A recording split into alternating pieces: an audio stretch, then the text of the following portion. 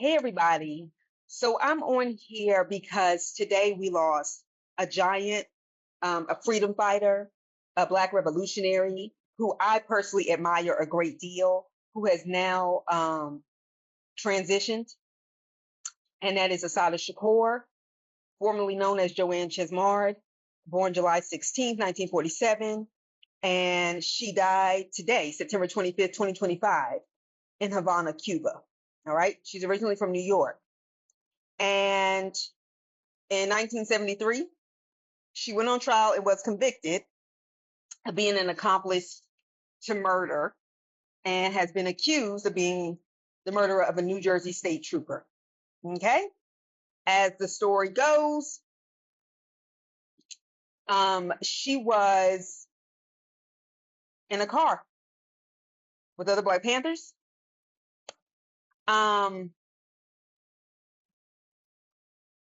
And they pulled them over, as they often do, because they were following the Black Panthers. The police shoot three of them. I don't mean to laugh. Shoot three of these Black Panthers, Assata included, okay, with their guns. She's critically wounded while pregnant.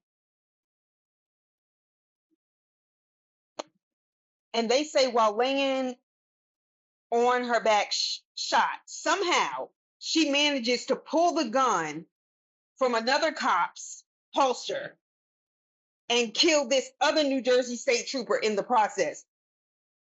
And ABC New York 7 still reported her today as Assata Shakur, the notorious cop killer. Yes, that language. And so is dead today in Cuba. She was notorious for this.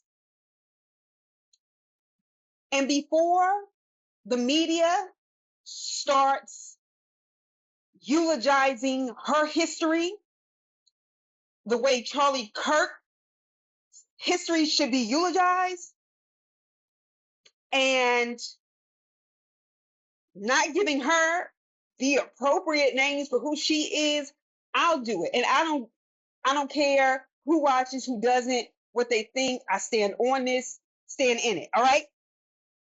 So,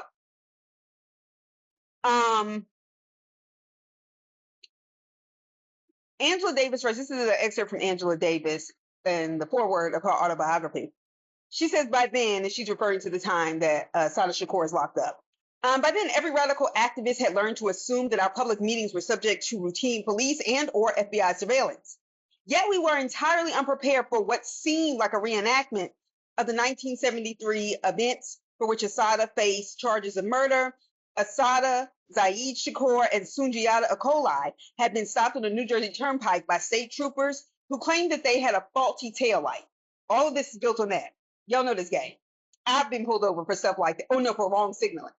All right, but they say a taillight in here. Anyway, okay, so the encounter left Assata critically wounded and two other people, state trooper Warren Foster and Assata's friend Zaid Shakur, dead. So I want you to think about the fact that this guy is a Black Panther pulled over. And they accuse them, after also being shot, of managing to be pregnant.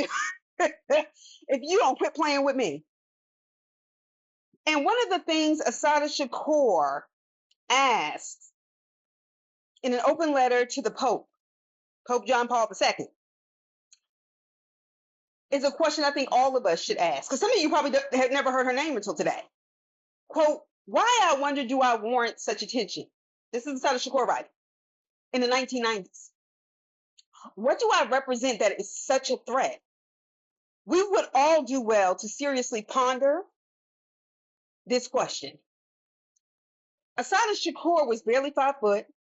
She was thin. In her autobiography, she talks about how she's arrested, jailed, how she is still having to give birth in jail while shackled like a slave. Very thin, and all the women that she met in jail, and that when she introduced herself, they were like, "You're Assata Shakur. You look like Assata Shakur." This and the other, that we've seen you in the papers. And she was like, "Well, yeah, I am." They were like, "We thought you were big as hell. We expected this tall, But these are the way that this is what they would do. Darken your complexion, thicken your hair and perception. If these women who are in jail who say, yeah, I think, you're righteous and stuff like that, and we'll have your back in here, this is what they were even thinking about her. And so that's why I say that Charlie Kirk shit really is some evil, sinister ass shit. This motherfucker up here calling for people's death. Martin Luther King was a bad person. The Civil Rights Act was a mistake. They have been looking for this one. So in 1973, she gets convicted. She's in prison for 6 years. She escapes in 1979, and that was not part of white people's plan. Because the whole point was in locking up Black Panthers over and over again was to exhaust their resources, was to make an example out of Black radical thinkers and the smartest ones, the toughest ones. Y'all think it's just men that went to jail. Women were going too for long periods of time. And people just kind of forget about you. And Assata Shakur escapes and she wasn't supposed to. Assata Shakur didn't kill that man. I'll put right there in the description box the links to her own interview. And when she escaped, the country that smacked the hell out of the United States in the Bay of Pigs, when John F. Kennedy decided he would go back and invade it so the United States could continue to colonize and exploit the Cubans, and they got smacked by Fidel Castro, and everybody, every time they bring up, we have a Fidel Castro treated his people so badly, this, that, and the other. No, part of the propaganda was that he gave asylum to multiple people. Robert F. Williams, who wrote the book Negro with Guns. There are multiple Black people like Assata Shakur. She escaped in 1979. Cuba refused repeatedly to extradite Assata Shakur. She had to go underground. They protected her. When Fidel Castro died, the Cuban government still protected her because they believed in what she was doing. And she even talks about her issues with Cuba and her issues with, Latino people who don't see themselves as Black first, like all of these nuances in her, autobiography that I think is one of the most powerful things, and you should get it. But let's be clear. Even in the 1990s, there was this continued racist hysteria against this woman who, quote unquote, got away with killing a cop. Never mind all the Black people they had shot up. Never mind after they killed Malcolm X, Medgar Evers, Martin Luther King Jr., Fred Hampton. All I hear is, all right? They bring her up again in the late 1990s because she wasn't supposed to be alive. She wasn't supposed to escape jail. And as far as I'm concerned, when she died today in Cuba, still in asylum, she got the victory over everybody. God gave her the victory. So, for example, Assata Shakur's, who she is, it was resuscitated, if you will, when the New Jersey State Police reputedly prevailed. These are Angela Davis's words. They kept pushing Pope John Paul II to use his first trip to Cuba as Pope to pressure Fidel Castro. This is the New Jersey State Police pressuring the Pope, okay? To pressure Fidel Castro to extradite Assata Shakur. I'm trying to figure out what is the obsession. The obsession is also that this is this Black woman who got away with something, who escaped our prisons after we lied on who she killed. And let me tell you the way COINTELPRO would operate. They'd have a police officer, another state trooper, kill that white state trooper while they were down, and then say she did it, and because they said it, it is so. Okay? And even as this was not enough, this is late 1990s. This woman died today at 78 years old. New Jersey Governor Christine Todd Whitman offered a $50,000 reward, which was also later doubled to $100,000 for Assata's return, and Congress passed a bill calling on the government of Cuba to initiate extradition procedures. Didn't happen. All the stuff the United States can do, the way they can find people and get people, but they couldn't do that. Somebody's watching over her. You had Assata Shakur's image plastered everywhere, deployed on official FBI wanted posters. She died today on the United States FBI's most wanted list. She died today, still on their list. Nelson Mandela wasn't removed from the U.S. Most Wanted list till 2013 or like 2009 when Obama became president.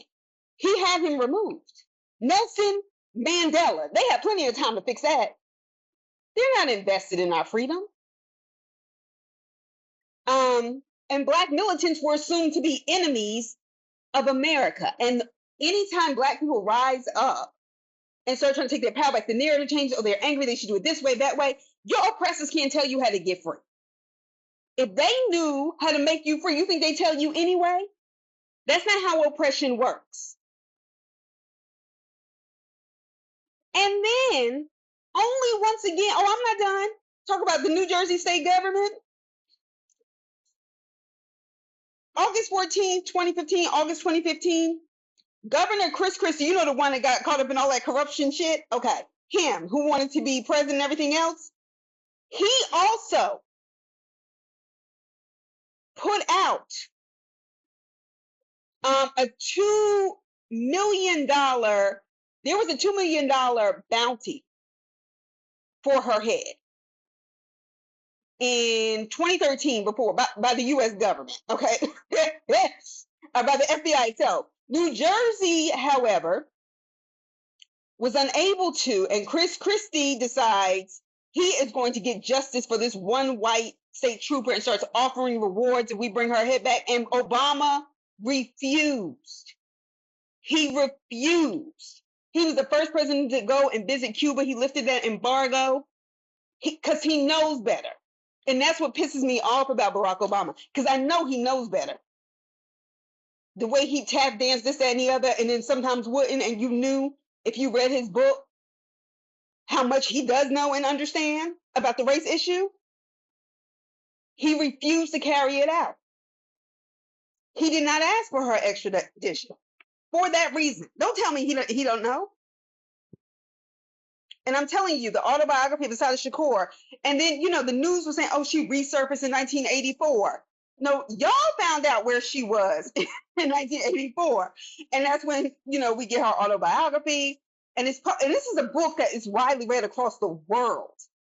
And your history is suppressed at home.